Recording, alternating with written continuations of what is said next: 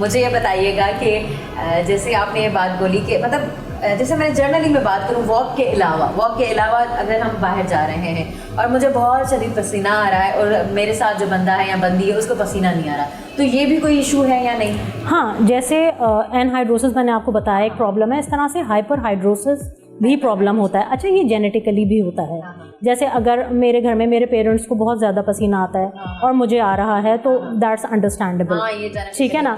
लेकिन देखिए, अच्छा कुछ इसमें ऑब्वियसली कुछ नहीं बल्कि अच्छा खासा अमल दखल वेदर का भी होता है। अब अगर हम एक एसी एनवायरनमेंट में बैठे हुए हैं और वहाँ हमें पसीना नहीं आ रहा तो दैट्स ओके, लेकिन हम यहाँ से बाहर निकल रहे हैं तो एक ऐसा मौसम जिसमें सबको पसीना आ रहा है और किसी एक आध को नहीं आ रहा तो ऑब्वियसली ही नीड्स टू गेट चेक्ड। हाँ, तो इसलिए उसमें बहुत ज़्यादा परेशान होने की ज़रूरत नहीं होती है। अपने आप को हाइड्रेटेड रखना चाहिए, पानी का इस्तेमाल, फ्लूइड इंटेक ज़्यादा अच्छा रखना चाहिए ताकि अगर पसीना ज़्यादा आ भी रहा है तो इलेक्ट्रोलाइट का इम्बैलेंस ना हो बॉडी के अंदर। तो ये इम्पोर्टेंट है। मौसम में पानी का इंटेक कितना होना चाहिए? देखिए, ideally 8 to 12 glasses of water हम बताते हैं, वैसे भी रूटीन में भी ग्लासेस, ये जो नॉर्मल हमारे ग्लास होते हैं जिसके अंदर आपके 250 ml हम कहते हैं कि वो हमारा जो ग्लास है वो स्टैंडर्ड साइज़ का है, तो वो आप नॉर्मल आप वैसे भी पीना चाहिए। तो इसमें हम बहुत आसान तरीका अपने पेशेंट्स को हम ये बताते हैं कि जी घड़ी देखें और हर 1 घंटे पे 1 गिलास पानी पी लें, ठीक है ना। तो उसमें आपकी कैलकुलेशन भी आसान रहेगी। जिस दौरान आप जाग रहे हैं, काम कर रहे हैं, काम करके आए हैं, अगर बाहर से कहीं आए हैं तो बैठें, अपना पसीना ड्राई करें और उसके बाद 1 गिलास 1.5 गिलास जितना भी है वो पानी पी लें। फिर थोड़ी देर में आधे 1 घंटे के बाद दोबारा 1 गिलास पी लें, तो वो उससे कैलकुलेशन भी रहती है और पता भी रहता है कि हमने कितना फ्लूइड इनटेक किया है। यस। अच्छा, कहते हैं रात में पानी कम पीना चाहिए या मिथ है ये? देखिए, ये नॉर्मली मिथ है। उसमें ये है कि अगर रात में आपको सोने से पहले आपने आधा 1 घंटे पहले पानी पीकर आप सो गए और फिर आप सुबह में पी रहे हैं तो दैट्स ओके, वो तो रूटीन है आपका, क्योंकि फिर आप काम पे निकलेंगे। अगर काम पे नहीं भी जा रहे तो खवातीन अगर घर के काम भी करें, ऐसे नहीं, मतलब रात जैसे नाइट शुरू हो जाती है, मतलब 8 बजे के बाद पानी कम पिया जाए, वो पानी कम इसलिए कहा जाता है कि फिर नाइट आपकी डिस्टर्ब ना गुजरे, क्योंकि नाइट के अंदर अगर आपकी डिस्टर्बेंस होगी तो अगेन हार्मोन्स रिलीज होते हैं नाइट में, मेलाटोनिन, जो कि हमारी हेल्थ के लिए अच्छे हैं।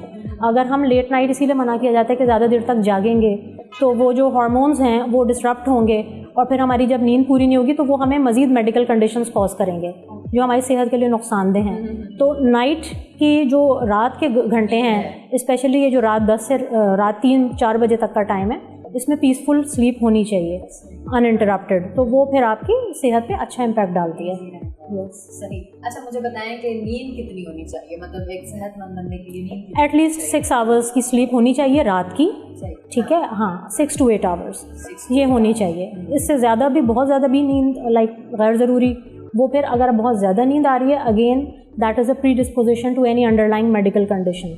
बहुत सारे लोग जो बहुत ज़्यादा सो रहे होते हैं उनके पीछे कोई ना कोई मेडिकल कंडीशन लाजमी होती है।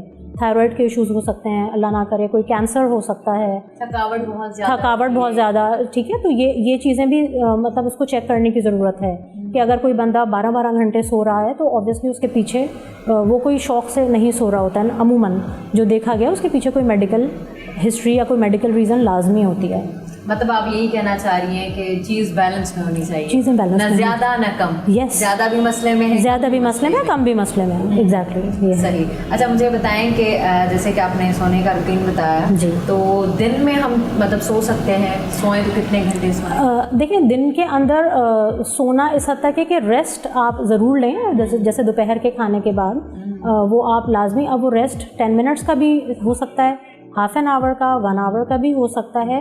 बहुत ज़्यादा अगर जो लोग दिन में सोते हैं उनको हमने ये ऑब्ज़र्व किया है कि फिर ये कंप्लेंट्स होती हैं कि उनको रात में नींद के इश्यूज़ होते हैं और कि मतलब उनको रात में फिर उस टाइम पे नींद नहीं आती जिस टाइम पे सो जाना चाहिए।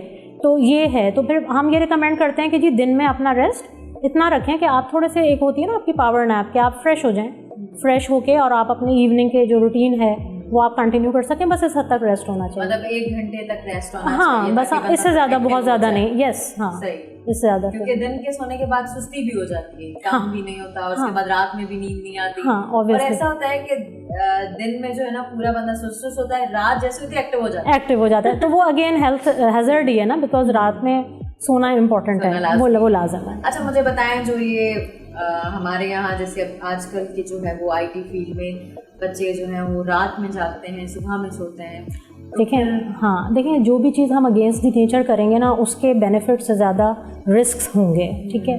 तो ऑब्वियसली उसमें हम रिकमेंडेड तो यही है कि अगर ये बच्चे इतने मसरूफ़ हैं तो फिर एटलीस्ट ये अपनी 6 घंटे की नींद रात में लाजमी ले लें, ठीक है ना। अपना रूटीन ऐसा सेट करें, या ऑर्गेनाइजेशंस को भी यही मैं कहूँगी कि एटलीस्ट रूटीन्स ऐसे सेट करवाए जाएं कि उसमें जो बच्चों की नींद है कम से कम वो 6 आवर्स तो हो जाए। तो और क्योंकि प्रोडक्टिविटी डिक्रीज़ हो जाएगी, फिर उनकी अपनी फर्म को उनके लिए भी बेनिफिशियल नहीं है कि अगर बच्चा या कोई भी शख्स पूरी रात जाग कर काम कर रहा है उनके लिए, और फिर वो दिन में ऑब्वियसली फिर वो दिन में सोएगा। अच्छा, उसकी अपनी इंटरनेशनली जो होती है ना फ्रेंड्स, एग्जैक्टली, काम रात में एग्जैक्टली इसीलिए जो है वो रात में जागना पड़ता है, सुबह में सोना तो अगेन वो हेल्थ हमारी ख़राब हो रही है ना, तो वो चीज़ है वो हेल्थ। आपने जो हार्मोन कहा वो लाजमी है कि रात में ली सो जी, वो एक सर्केडियन रिदम होती है स्लीप की, तो वो नेचुरली डिज़ाइंड ही ऐसा है कुदरत की तरफ से कि वो रिलीज़ ही रात में होता है, रात में। सही। अच्छा, मुझे बताइए, ये तो सारी बातें हमने जो है वो आम जो हमें लोग देख रहे हैं जी उनकी ज़बानी थी, वो पूछना चाहते हैं आपसे। अगर हम आपकी फील्ड के बारे में बात करें तो आपकी अपनी फील्ड कौन सी है?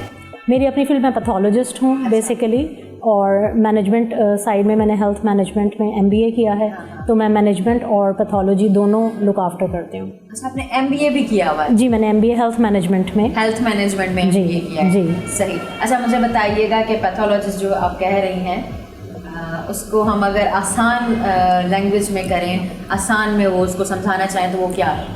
देखें, पैथोलॉजिस्ट का बेसिकली काम डायग्नोस्टिक साइट पे होता है। उसके अंदर ये होता है कि जब कोई भी मरीज़ डॉक्टर के पास जाता है और डॉक्टर उसको कुछ टेस्ट लिख कर देते हैं, ब्लड टेस्ट हो गए या यूरिन टेस्ट हो गए, तो वो लेबॉर्ट्री में जाते हैं और वो टेस्ट करवाते हैं। तो जब टेस्ट हमारी मशीन्स में हमारे टेक्नीशियंस रन कर देते हैं, तो जो रिपोर्टिंग के टाइम पर हम उन रिपोर्ट्स को रिव्यू करते हैं, फिर हम उसको देखते हैं पेशेंट से मैच करके कि क्लिनिकली अगर पेशेंट ने कहा है कि उसका सांस फूलता है और उसके अंदर खून की कमी आ रही है और हमारी रिपोर्ट्स में भी यही आ रहा है, तो हम उसको क्लिनिकली भी मैच कर लेते हैं, क्योंकि हम खुद डॉक्टर भी हैं, तो हम उसको क्लिनिकली मैच कर लेते हैं ताकि हमें ये आइडिया हो जाए कि जी पेशेंट के अंदर इतने पॉइंट्स खून की कमी आ रही है। या अगर कोई फीवर की हिस्ट्री दे रहा है और उसको इन्फेक्शन आ रही है तो वो भी हमें ब्लड रिपोर्ट्स में पता चल जाता है। किसी को कैंसर के सिम्टम्स आ रहे हैं, उसकी बायोप्सी हुई, तो उस बायोप्सी की रिपोर्ट से हमें अंदाज़ा हो जाता है कि उसको कौन सी जगह का कौन सी ग्रेड का कैंसर है।